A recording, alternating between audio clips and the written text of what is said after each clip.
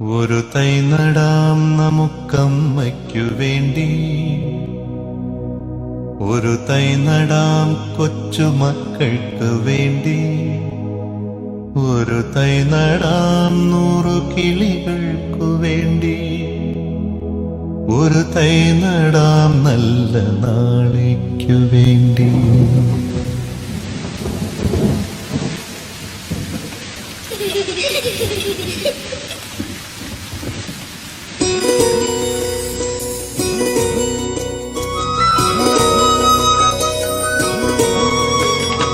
ഒരു തൈ നടാം നമുക്കമ്മയ്ക്കു വേണ്ടി, ഒരു തൈ നടാം കൊച്ചുമക്കൾക്കു വേണ്ടി, ഒരു തൈ നടാം 100 കിളികൾക്കു വേണ്ടി, ഒരു തൈ നടാം നല്ല നാളേക്കു വേണ്ടി.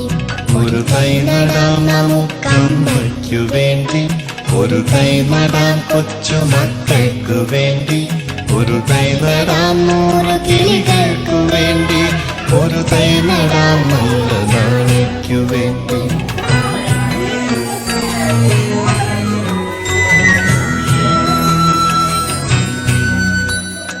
ഇത് പ്രാണവായുവിനായി നടുന്നു, ഇത് മഴയ്ക്കായി തൊഴുതു നടുന്നു, ഇത് പ്രാണവായുവിനായി നടുന്നു, ഇത് മഴയ്ക്കായി തൊഴുതു നടുന്നു.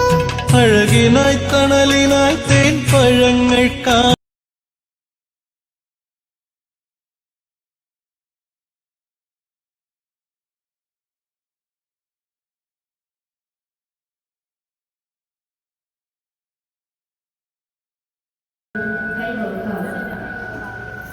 സ്കൂൾ ഇക്കോ ക്ലബിന് എൻ്റെ എല്ലാവിധ ആശംസകളും നേരുന്നു. നന്ദി, നമസ്കാരം.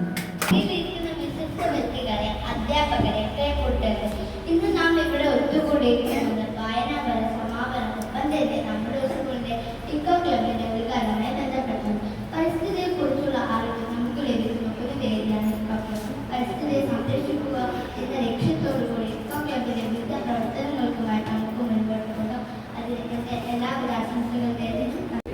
പല കാര്യങ്ങളും പറഞ്ഞു ആ പറഞ്ഞ് തന്ന കാര്യങ്ങൾ നിങ്ങൾ കേൾക്കുക, അതിനുവേണ്ടി ശ്രമിക്കുക. നമുക്ക് ചെയ്യാൻ പറ്റുന്നത് എന്താണ്?